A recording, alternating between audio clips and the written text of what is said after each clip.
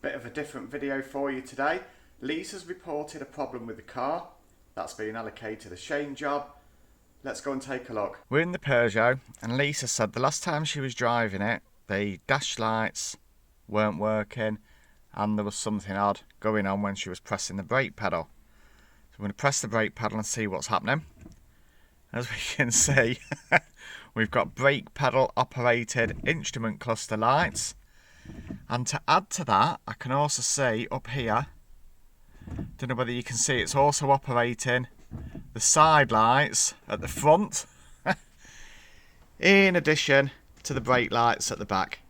So that's definitely an interesting one. I've never seen a car with brake pedal operated instrument cluster. And if we operate the side lights, we do get side lights at the front, but we don't get any instrument cluster lights unless we press the brake pedal. I'm going to start our investigations in the boot in the rear light cluster. This is the near side or passenger side light cluster behind this panel here. The reason I'm starting here is I changed a bulb this side recently. So we're going to take this off and have a look. Take this off first of all. You have to remove the wheel brace. We've got a Phillips screw up there. Remove this cover. That will allow this to come out. We need to take this out because there's a plastic fix in there and one here.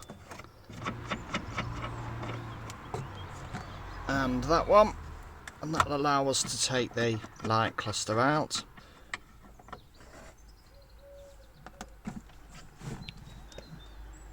There's a clip here.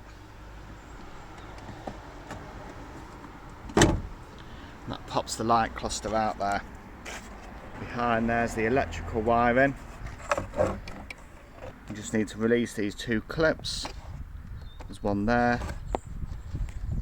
and one there. There's the bulbs in the back of the light cluster. It's quite bright outside, but this is just side lights. We have got those on. But on this side, don't have any of them bulbs on. We'll pop them bulbs out and have a closer look. That's the bulb out. It's a dual filament bulb, this one. There is quite a lot of corrosion on this fitting, and it's mainly because the rubber seal on these doesn't seal very well when they get old, and it allows the water to go in, sit in the light cluster, and that's what causes this. We can see there's a bit of corrosion on the contacts there. I'm going to give that a clean up and we'll see if that's enough to fix it. Right, we've got the meter out on this one. I've just popped the indicator on, which is showing us that we've got the wiring coming out to here. This outer metal plate is the battery negative. I think that's the marking of G. If we test on here then, this should be the battery ground. This will either be side light or brake on this one. And I would say this will be side light because it goes to this bulb and to here as well. So this one should be brake. So for side lights, we should have a reading on there, but we don't. Next step, check the fuse. This is the listing for all the fuses with the matching fuse box that we've got in this car. I originally popped out fuse 13, which was for the right hand tail and number plate light, so that kind of seemed in the right area, but that fuse is absolutely fine. And then I took out fuse 12, which is front side lights, instrument panel illumination, and it also mentions on there tail lights. And lo and behold,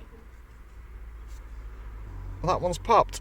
So we're going to nip down to the motor spares shop, pick up another one of them, refit that and see if that solves the problem.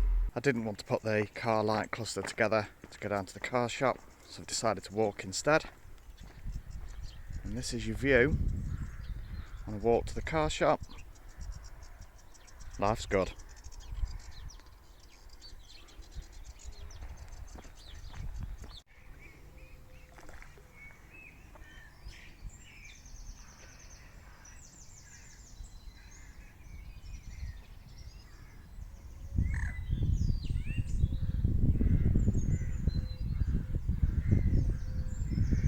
Back from the car spare shop, picked up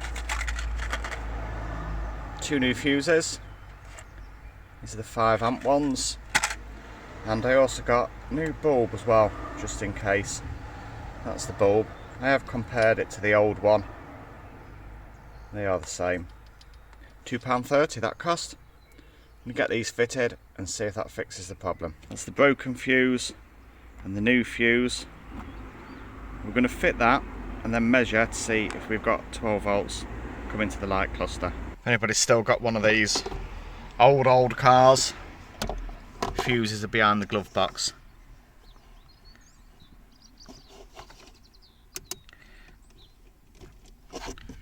That's that new one fitted. It's a new fuse fitted and on side lights, and straight away we can see we've got one of these bulbs working. So we'll fit that one and that should be us back up and running. This bulb came out of a Home Bargains kit that I bought. I think it was £2.79, something like that. Comparing the readings to the new bulb gives us something very interesting.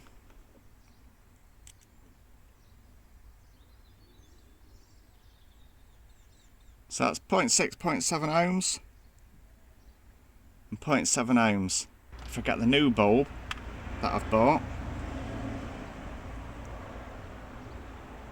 2.9,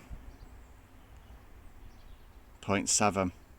So essentially, the filaments in this bulb, even though they do look different, they will draw too much current from the side light circuit, and that's what's blown the fuse.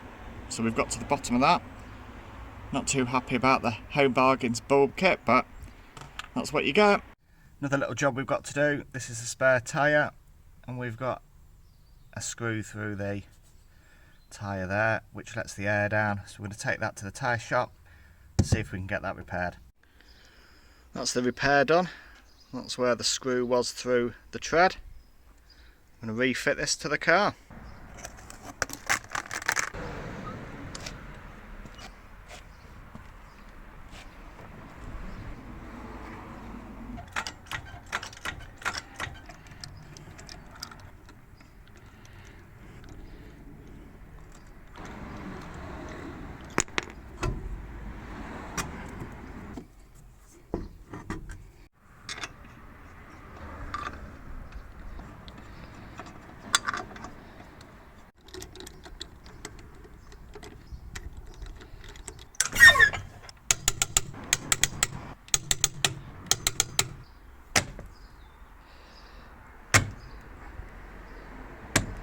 That's a win for Team Shane on this little job. If you'd like to see more of this kind of video, let me know down below in the comments. Look forward to seeing you on the next video. Goodbye.